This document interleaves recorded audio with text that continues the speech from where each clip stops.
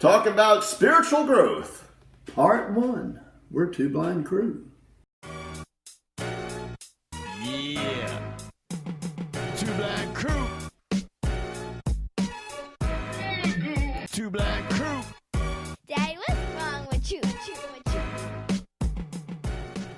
Talking about spiritual growth today on Two Blind Crew. How you doing? I'm Jeff and back from Over there. Witness Protection Program.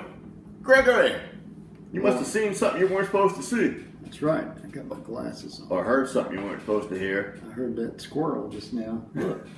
That's nuts. How are you? That's squirrel nuts. Golly. Woo! It's been a long morning already, and we just got started. Yeah, we're all tanked up on the caffeine, so pardon us in advance. I got my my camouflage hat on here, so you might have to adjust your video monitor. You might not be able to see me. It is good. You know, you're almost invisible to me. It works. See? You guys really should get some coffee this morning. That's all I can Yeah. suggest. And I guess as long as the military is going up against a bunch of blind guys, camouflage is pretty easy to pull off. What was that? There was a movie. It was, oh gosh, I can't think of the name of it, but they were all a bunch of superheroes, and one of them's gift was that he could make himself invisible as long as nobody was looking. It was my favorite. So, maybe that's us today. Yeah, as long as no one's looking. All right, So, what do you want to do today? Hey, What talking about spiritual growth, you know, in this week's parasha, which we won't get into too deeply, but there's one little thing I want to mention out of Exodus 25, verses 10 and 11. The discussion was being had, or not really discussion so much as the instruction was being given to God to tell the people that they should build an ark. And that they not only refer to all those who were present at the time, but applies to us today, and we'll get into that a little bit later. But it's interesting that the ark, which is symbolic and whatnot on a number of different levels, on a few different things. On one level, anyway, that we'll talk about today, it's symbolic of us, our mind, our heart, who we are. And it says that we are to make sure that that wooden ark was lined with gold on the outside and a layer of gold on the inside. And I immediately thought of Matthew, I believe it's chapter 23, maybe verse 27, around there somewhere, where Yeshua, Jesus, is talking about, you know, the Pharisees being whitewashed tombs. On the outside, they were white, clean, and nice to look at, but inside full of dead men's bones. And then Paul kind of makes a similar point with a totally different analogy, talking about circumcision in Romans chapter 2, when he says, "Who then is a Jew, but he who is one inwardly?" So it's not so much about who we present on the outside, who you try to act like at church or around certain people, you know, but inside you're all kind of messed up. And, you know, life is a journey, not a destination. We talked about that earlier. Thank God. God calls us as we are. We don't have to clean up first. But the process is we're supposed to be walking in a process of sanctification, being made holy. We could talk about that later, but I've yapped on a long time already. So it's pretty good, though. You know, I never really thought about the Ark of the Covenant as being related to our own bodies. I don't believe until I started looking at it from some messianic perspectives, which basically is Jewish folks that have become Christians. And so the scriptures are looked at completely differently, which is why I've really enjoyed going to the church that we're at right now, because it's opened my eyes for some different stuff. And so that's been really cool. But yeah, and the things that were in the ark are quite interesting, and we'll talk about those. But that's a big thing, I think, for most of our spiritual growth and for our lives is thinking that once we decide that we're going to allow God or Jesus to lead our decision-making process so that our lives can be lived better, and the goal I think that many of us strive for is for heaven. But I never really planned on that being the last goal. I just kind of always enjoyed the fact that it's a growth process, and that I've learned so much on the way. And it's just kind of interesting how I think in that Old Testament lesson as well, right before that, where they made the golden calf, they basically did that when they were in the wilderness, but it's because Moses was gone too long on the mountain talking to God, getting instructions. So that to me is another thing that struck home in our spiritual growth is, man, sometimes it takes a while. You profess faith and you say the prayer and you say, gosh, I'm a believer now. All right, where is it?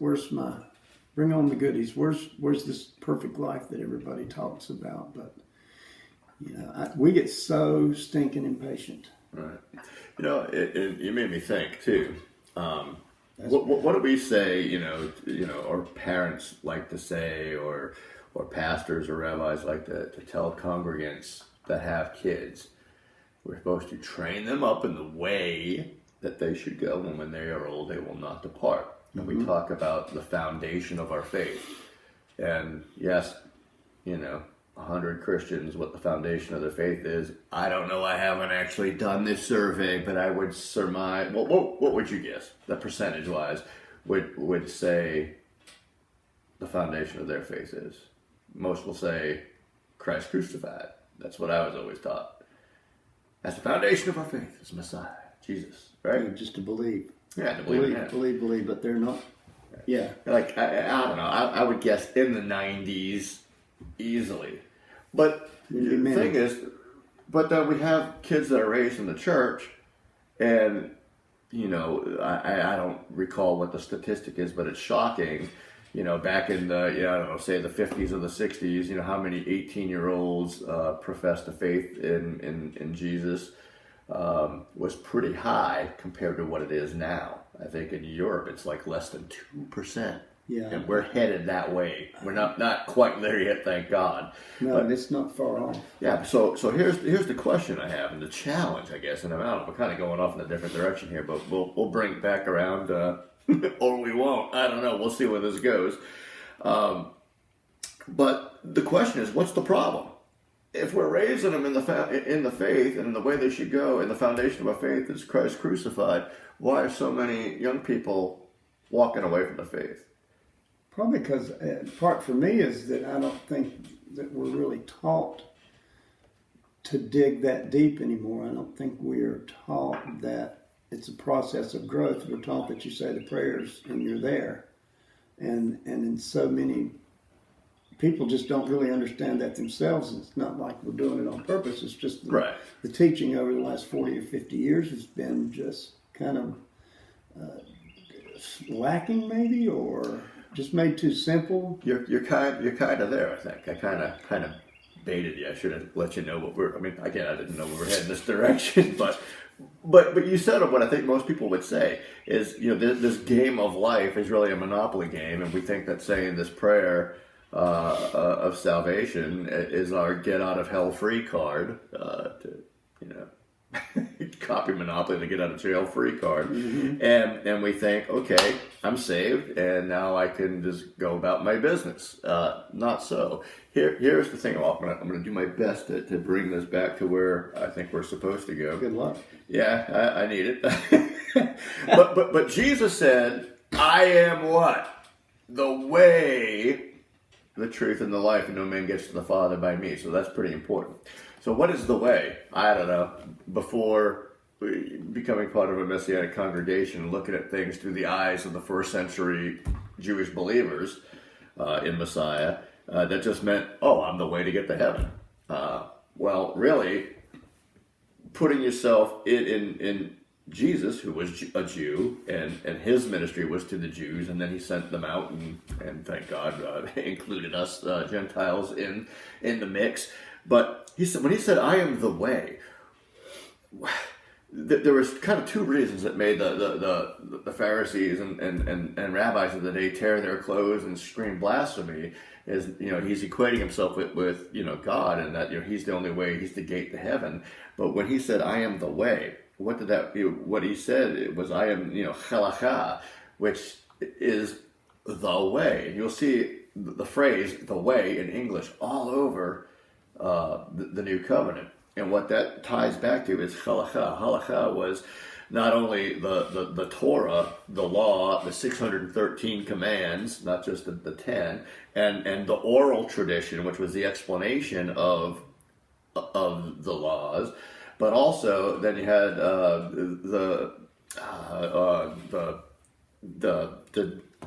I can't think of the word. It's easy for you to say. The Temple. Oh my goodness, I can't believe I'm going blank. We may or may not cut this out. Whatever. Anyway, the point is the what do you call it when you go to court with a complaint? Advocate. No. Lawyer. My goodness. Judge. The law cases. When you and I had a problem with each other, your goat killed my puppy or something. I don't know, whatever. So we'd take it to the temple, and we'd plead our case, and they would look at the Torah and the instructions on, and decide based upon that who is responsible for what, and then it was written down. It was their codified case law. That's what I'm looking for, case law, which is the Gemara, I believe. So again, halacha, the way, it is a combination of the written Torah, the oral Torah, the case law, the judgments based on that. And here's Messiah, here's Yeshua standing up and saying, I am that. I am the sum total of all of this. So, and John said, I am, in the beginning was the Word, and the Word was with God, and the Word was God, and became flesh and dwelt among men. He's talking about Yeshua. So again, he is the law. So the foundation of our faith, on a superficial level, yes, is Christ, is Yeshua, is Messiah. But who is he? He's the Torah. So the foundation of our faith and what Jesus and the disciples all taught was indeed Torah. And Sermon on the Mount, it's all Torah.